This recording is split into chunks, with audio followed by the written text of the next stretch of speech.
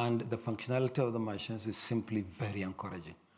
So we'll not take chances. The second thing we are going to do, and pretty soon, is to conduct mock accreditation exercise nationwide ahead of the election. We won't wait until the main election comes.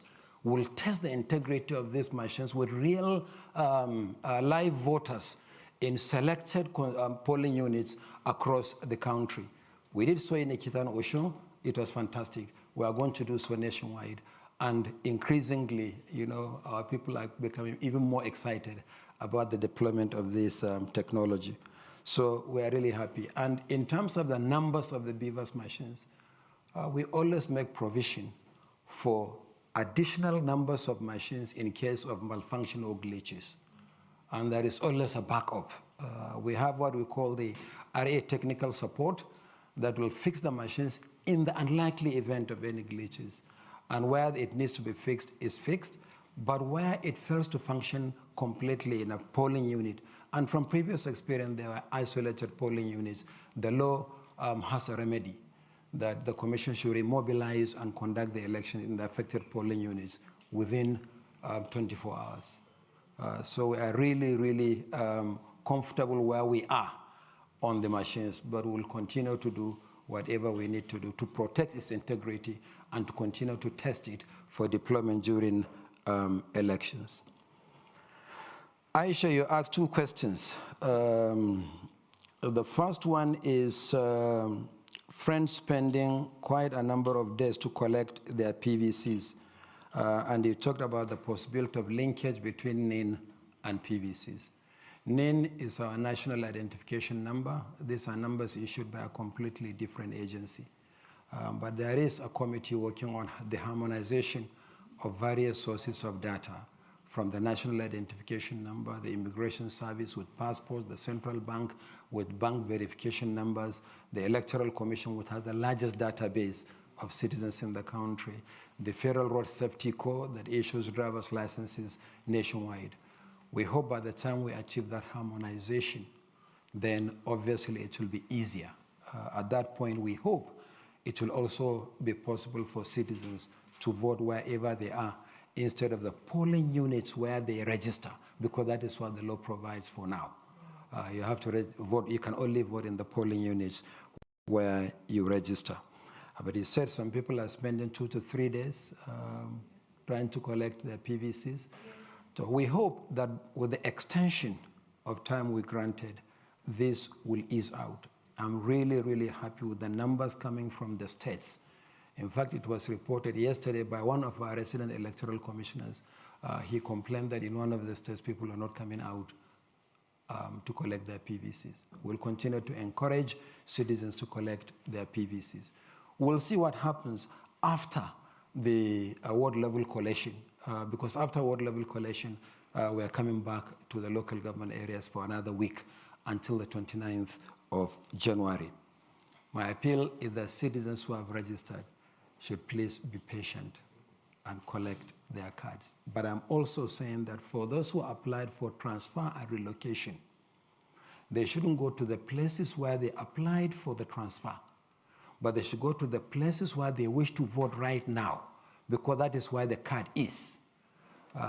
There is a policy in Nigeria that, yes, you only vote where you are registered, but if you are registered in point A, but you want to vote in point B, then you have to transfer your registration to that point. So some people go and apply for transfer. You can apply for transfer from any part of the country. You can even commence the process online. But when the card is ready, we're not going to drop it at the point of application for transfer, but at the point of collection of the cards. So it's important to keep telling the young Nigerians that they should also know that if they applied for transfer, this is the procedure for them to get their cards. Can Nigeria benefit from the quota system? That's the other question you ask. My own preference is for affirmative action. Affirmative action for any segment of the society that is underrepresented. And we saw this in the Kenyan Constitution, and it's very progressive. But right now, participation of women, particularly in elective offices, is at the mercy of political parties. And we haven't made much progress in that respect. And you can't contest an election in Nigeria unless you are sponsored by a political party. So we look forward to members of the National Assembly doing some affirmative action. You can't leave a large segment of your population not participating in government in that manner, particularly at the level of elective representation. So we look forward. Again, the best example for me, as I said, is Kenya. They deliberately introduced what you call quota, but actually it's affirmative action. So we look forward to that kind of affirmative action in our country as well. Yomi, he said, persons or groups plotting to oust the chairman of INEC. I'm here, and I'm still the chairman of INEC. That answers your question. Then you said Nigeria has 5 to 6 hours of voting. Basically, we're asking, what can we do? Yes, in theory, it's actually the 6 hours of voting, 8:30 to 2:30. But actually, it's flexible. I said, every voter who is on the queue before 2:30 will vote, even if voting goes into the night. So in other words, whoever is on the queue on election day before 2:30 will be able to vote. I remember we also cut the process short. Instead of accreditation, and then you go home and come back at an appointed hour to vote, it's now a simultaneous process. Citizens accredit and they vote, made possible by the deployment of technology. So it's not like 5 or 6 hard and fast fixed hours. It's 6 flexible hours, because whoever is on the queue will vote no matter how long it takes. Chair, Diaspora Organization, he said that someone said that there's a practical issue rather than a legislative issue. That's the impression I get. He said that there's a practical issue that should be addressed, and you tie this to the issue of funding and logistics for election and whatever. They said that they have wide-scale support, but there was a practical issue. They kind of looked around the world, they didn't see any solution. So it was just whether the Commission are looking at innovative solutions to bring about diaspora voting. Okay, the best thing for us, before we even talk about innovative solutions, is for the law to be amended to enable us proceed. For as long as the law is not amended, we cannot even begin to innovate. Yes, as I said, we have a policy on diaspora voting, but as long as the law remains what it is, it's going to be an obstacle to diaspora voting. So the law first. Once the electoral legal framework is clear, then we can debate, we can discuss how are we going to start, where are we going to start, what will be the modalities and what have you. But the law first before we talk about what we do. Then, Prof, you talked about the continuous use of senior academics as returning and collection officers. And you proposed that we should perhaps use what? Local government workers? Am I getting you right? Sorry, Prof.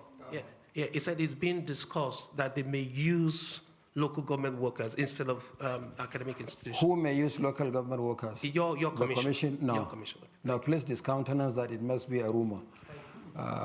The procedure is very clear. We can't use local government workers.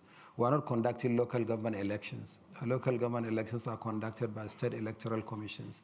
There is a procedure, there is a policy, the policy hasn't changed, and that is what will apply for the 2023 general elections.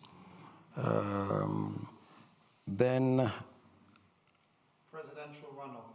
Yeah, presidential runoff. Is the commission prepared for a presidential runoff? The truth of the matter is that with every general election, the commission prepares, at least for some time now in the last 3 electoral cycles. We also prepare for that possibility. Reason is, until the Constitution was amended, there was only 1 week for presidential runoff in case it happens. And with the number of registered voters we have, it is almost impossible to print the ballot papers required and the result sheets and deliver them to locations and conduct the elections as required. So with every election for the last 3 electoral cycles, we also make provision for the possibility of a presidential runoff in case it happens. If it happens, then we'll have no issues. And this year is no exception. Fortunately, the time frame has also been extended. The 4th alteration to the Constitution has extended it by 2 more weeks, so it's now 3 weeks instead of the 1 week we had before. But we always prepare for that possibility. In case it happens, we don't know. It is in the hands of the voters. But if it happens, we will not be caught napping. Thank you. Thank you.